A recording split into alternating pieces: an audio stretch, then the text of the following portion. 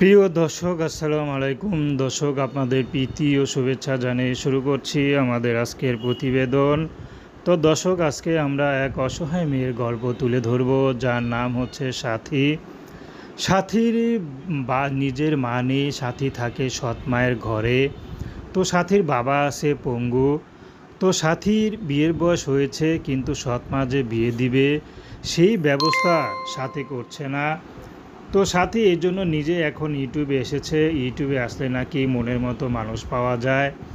তো সাথী চাচ্ছে ভালো একটা জীবনসঙ্গী, যে তাকে একটু ভালো রাখবে, ভালোবাসবে, তেমন একটা মানুষ পেলে সাথী বিয়ে শাদী করতে রাজি আছে।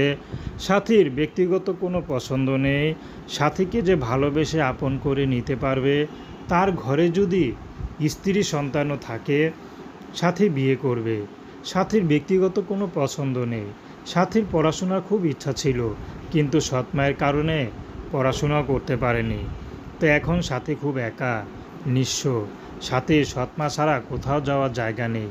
তো সাথী চাচ্ছে সৎ মায়ের ঘরে আর থাকতে না। যদি কেউ ভালোবেসে প্রবাসে নিয়ে যায়, সাথী সেখানে যেতেই রাজি আছে, তার বয়স যতই হোক। তো দর্শক, এ ছিল সাথীর জীবনের সংক্ষিপ্ত জীবন কাহিনী। প্রেম, ভালোবাসা, সাহায্য, সহযোগিতা, বিয়ে শাদী করা একান্ত আপনাদের ব্যক্তিগত ব্যাপার। আসুন আমরা ৫ ওয়াক্ত নামাজ পড়ি, সর্বদাই দেশের সেবা করি। আসসালামু আলাইকুম।